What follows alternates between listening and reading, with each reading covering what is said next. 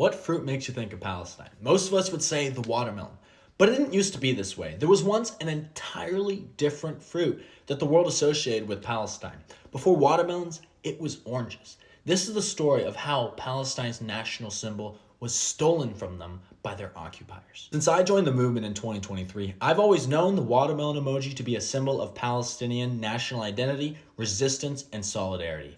To a lot of us who do our activism online, this was a symbolization forced onto us by the billionaire-owned media. Their active suppression of our messages talking about Palestine or using the Palestinian flag led the watermelon emoji to become synonymous with the movement. Yet the watermelon as a symbol goes all the way back to 1967. Following Israel's occupation of the West Bank and East Jerusalem, the Israeli government banned the public display of any Palestinian flag. Even artwork that used the same colors were considered illegal and a threat to public order. So in response, Palestinian artists like Suleiman Mansour started displaying and painting watermelons as a subtle act of defiance. Here's one of his pieces. Between the 90s and the 2010s, the symbol of the watermelon faded slightly, but has since renewed itself globally, not just in Palestine, as an act of defiance against the online censorship and suppression that Palestinian imagery is still subjected to in today's online world. But it wasn't always like this. Once upon a time, Palestine was known for its oranges. Their agriculturalists cultivated groves up and down the coast of Palestine. These oranges had been developed by Palestinian farmers in the mid-19th century in the Palestinian city of Jaffa. The world prized these oranges for being a delicious treat, and Palestinians prized them for being a valuable export. These Jaffa oranges were seedless, thick-skinned, making them ideal for export, and incredibly sweet.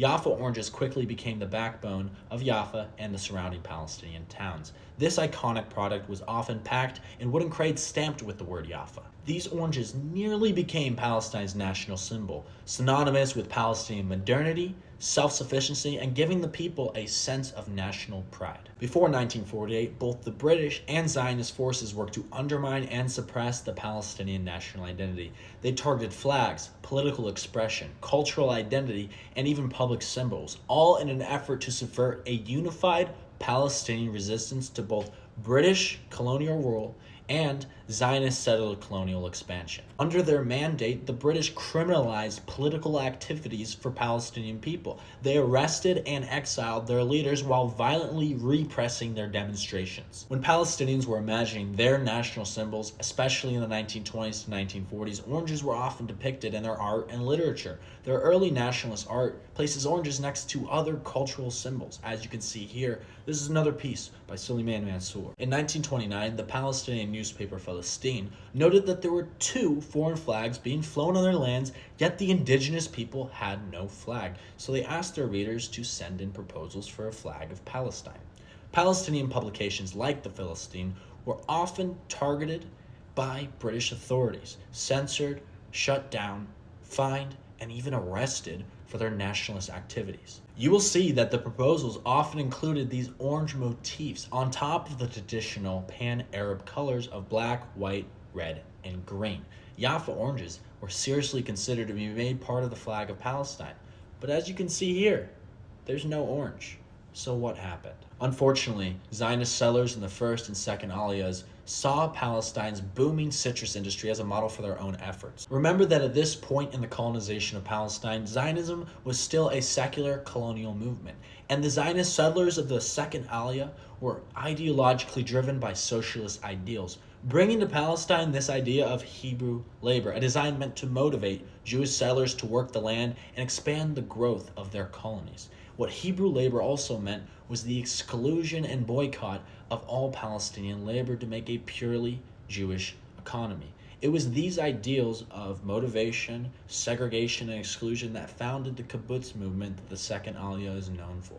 Over time, Jewish-owned groves increased, often competing with local Palestinian groves, and by the 30s and 40s, both Palestinians and Jews were exporting oranges under the Jaffa brand, but Palestinians still cultivated a majority of the groves in Palestine.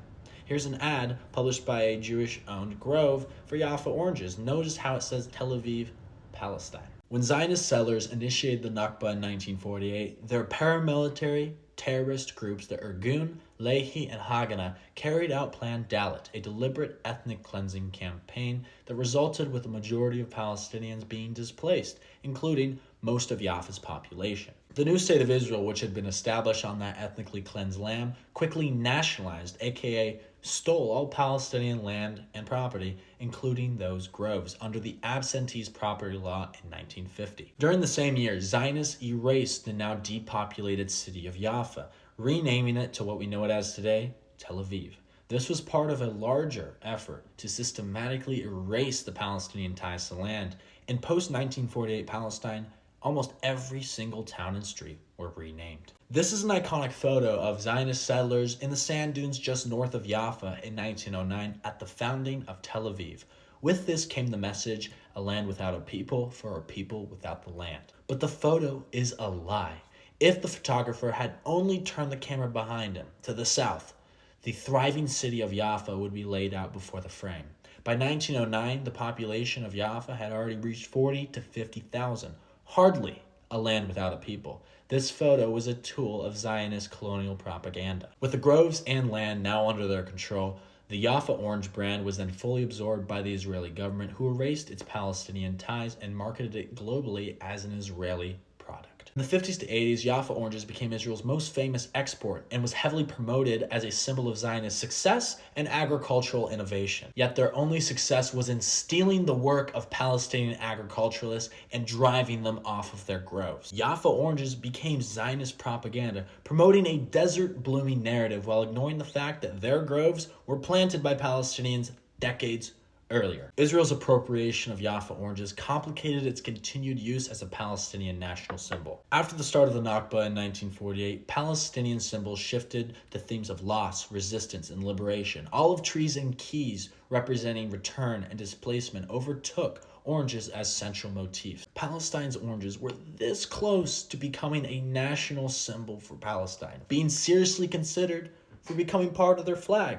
And even though they were appropriated by their Zionist occupiers as their own symbol, they remain a powerful, unspoken emblem of what was taken by colonizers and what endures in the Palestinian national memory. The appropriation of the Palestinian identity by their Zionist occupiers does not start or stop with Jaffa oranges. Palestinian towns, food, and even language are continually repurposed by Zionists as Israeli identifiers, erasing their Palestinian roots.